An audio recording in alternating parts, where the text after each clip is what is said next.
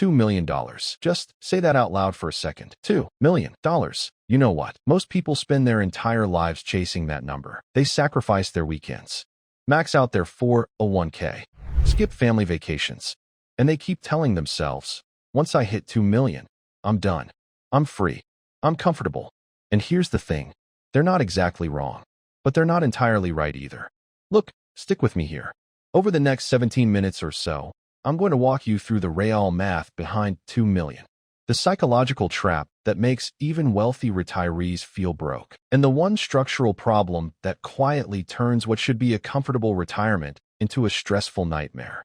It's everywhere. Retirement calculators, financial planning articles, those awkward cocktail party conversations where everyone pretends they have their life together. You need at least 2 million to retire comfortably. Full stop. End of discussion. That number means almost nothing without context. Without knowing your spending habits, your tax situation, your timeline, your fixed costs, whether you own your home outright or you're still making mortgage payments, whether you're planning to retire at 55 or 67, whether your health care is covered or you're about to get slammed with premiums. Here's the reality. 2 million can be more than enough. Or it can be quietly, dangerously fragile. And the difference between those two outcomes? It's not luck.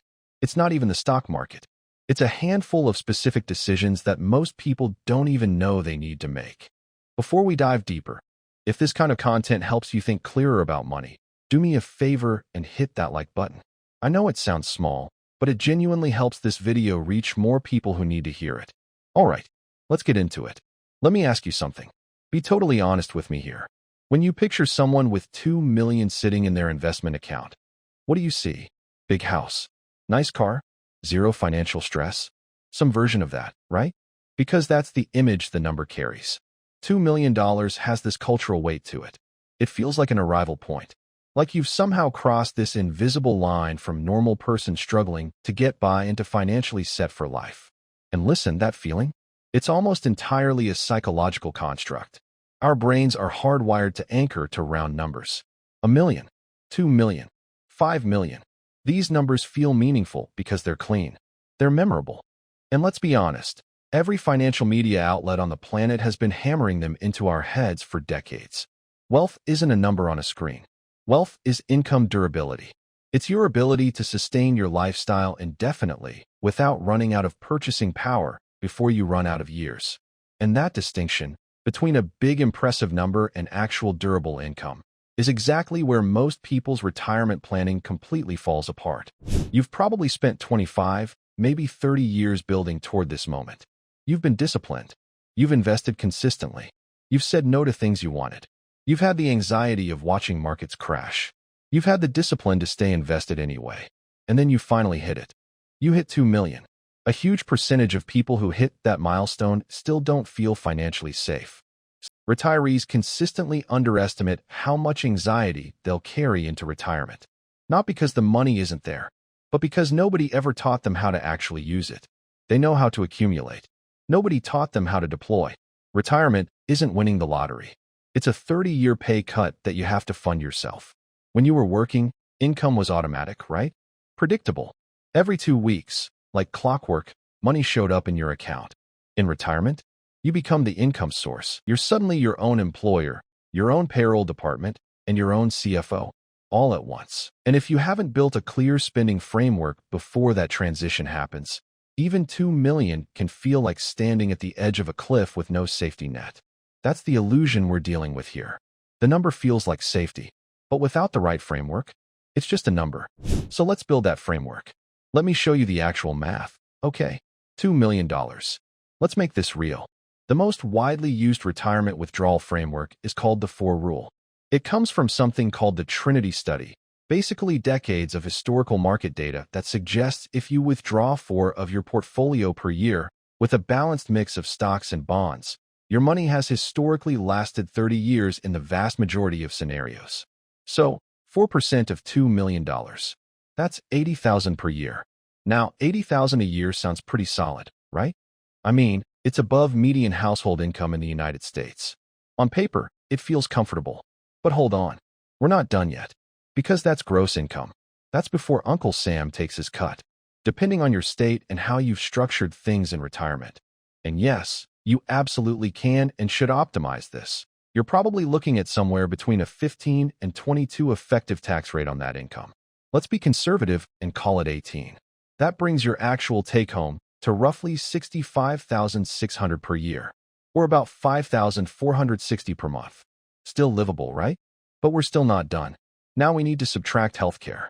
And this is where people get absolutely blindsided. If you're retiring before 65, before Medicare kicks in, private health insurance for a couple can run you anywhere from $800 to $1,500 per month. Maybe more, depending on your state, your age, and what kind of plan you need. That's $9,600 to $18,000 per year. Right off the top, let's use a middle estimate. Let's say $12,000 a year in healthcare costs. Now you're down to roughly $53,600 in annual lifestyle spending, or about $4,466 per month. Now, I want you to stop for a second. Actually think about your life, your real life. Housing, food, transportation, utilities, travel, all those subscription services you forgot you signed up for. Gifts for people, clothing, entertainment, helping your kids when they need it. Maybe helping aging parents. All the things you don't always budget for, but somehow always end up spending money on. Can you genuinely live the life you want on $4,466 a month? For some people, especially those who own their home outright, live in a lower cost of living area, and have relatively modest tastes, the answer is absolutely yes. $2 million works beautifully in that scenario.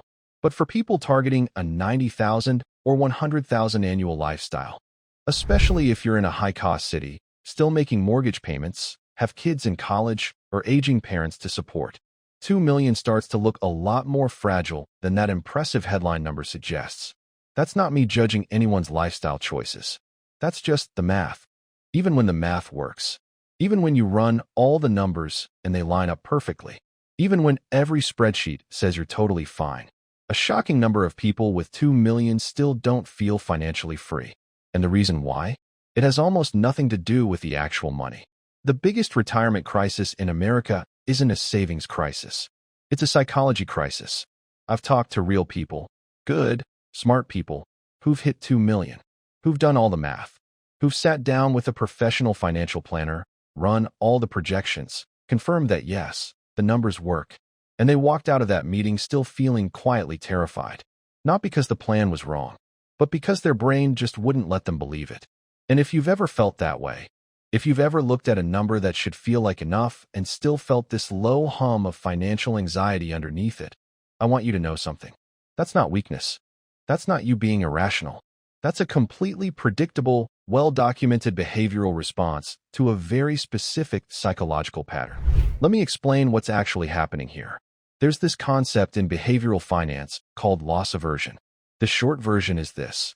The pain of losing money is roughly twice as powerful as the pleasure of gaining the same amount. This is Nobel Prize-winning research. Daniel Kahneman, Amos Tversky, decades of solid evidence. And what that means in retirement terms. It's kind of devastating. Imagine your $2 million portfolio drops 15 in a bad market year. Which, by the way, happens. It's normal. It's expected. Historically, it's temporary. But emotionally, you just watched $300,000 disappear from your account in a matter of weeks. And your brain doesn't process that as temporary paper loss in a diversified long-term portfolio. Your brain processes it as, I just lost 3 years of my salary in 90 days. The panic that follows isn't logical, but it's completely, totally human. Most people who build wealth over a 30-year career develop what I'd call scarcity imprinting. They spent decades in accumulation mode. Every dollar saved felt like progress. Every dollar spent felt like a small failure. And that identity, I am someone who saves, not someone who spends, gets deeply, deeply embedded. Then retirement arrives. And suddenly the entire script flips. Now you're supposed to draw down. Now spending is literally the whole point. And your brain, the one that spent 30 years rewarding saving and punishing spending, just cannot make that transition cleanly. You've spent your entire career building a water tower, brick by brick, year after year, watching it fill up, protecting it, worrying whenever the level dropped even a little. And now someone hands you a tap and says, go ahead, use it. That's what it's for. And you just can't turn it on. Not because the water isn't there, but because every instinct you've built over 3 decades is screaming at you that using it means losing it. That's not a financial problem. That's an identity problem. And it's one of the most common and least discussed obstacles in retirement planning. The solution to this isn't accumulating more money. It's not hitting 3 million or 4 million and hoping the anxiety magically disappears. Because it won't. Studies consistently show that the emotional threshold of enough keeps moving. If 2 million doesn't feel safe, 3 million probably won't either, not without a completely different framework. The real antidote is spending rules. Clear, pre-committed, mathematically grounded rules about what you'll withdraw, when, and why. The retirees who report the highest levels of financial peace and life satisfaction aren't always the ones with the biggest portfolios. They're the ones with the clearest spending structure. They know exactly what comes in each month, exactly what goes out, and exactly how much runway they have. That clarity, not the raw number, is what actually produces a genuine sense of financial safety. Now, before I show you exactly how to build that structure, we need to deal with some objections. Because I know what some of you are thinking right now. And honestly, a few of those concerns are completely legitimate. Let's be straight about this. Every single time I talk about retirement math, about the 4 rule, withdrawal rates, portfolio sustainability, the same objections come up. And I respect that, because some of them are genuinely important. This is probably the most legitimate concern on the list. And I'm not going to wave it away with some lazy line like historically markets beat inflation, so you'll be fine. Let's actually look at it. The long-run average inflation rate in the United States is approximately 3 per year. At 3 annual inflation, your purchasing power cuts in half roughly every 24 years. Think about what that means for a 30-year retirement. The $80,000 per year you withdraw in year 1? By year 20, you need to be withdrawing around $120,000 just to buy the same stuff. Which means your portfolio needs to keep growing even while you're withdrawing from it. Which means you absolutely cannot afford to be overly conservative with your asset allocation just because retirement feels like the time to play it safe. And this is a mistake I see constantly. People hit retirement and immediately shift everything to bonds and cash because volatility feels dangerous now that they're actually living off the portfolio. But here's the problem. A portfolio that's too conservative gets eaten alive by inflation over a 25 or 30-year time frame. You need growth assets. Not reckless, crazy growth, but real, sustained equity exposure, typically somewhere in the 50 to 70 range, depending on your specific timeline and risk tolerance. The 4 rule was actually designed with this in mind. It assumes a balanced allocation. It assumes continued growth.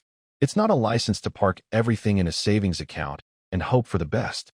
What if you retire right before a market crash? Imagine retiring in 2008.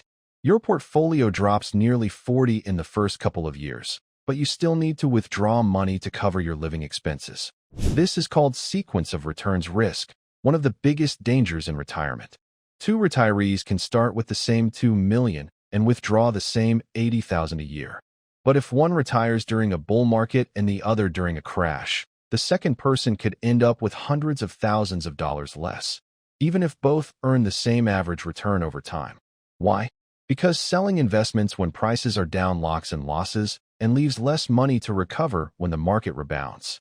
That's exactly why having a cash buffer is so important, and I'll show you how it works in the action plan. Oh, you might be thinking, this sounds great, but 2 million feels impossible. If that's you, here's some perspective. Invest $1,200 a month at an average 7 annual return for 30 years, and you could build around 1.36 million. Increase that to $1,800 a month, and you're looking at over 2 million.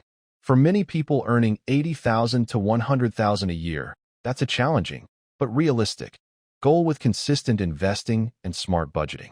But here's what's even more important. 2 million isn't a magic number. The same retirement strategy works whether your portfolio is 1.2 million, 1.5 million, or 2 million. The number changes, but the principles stay the same. The goal of this video isn't to convince you that you need exactly 2 million.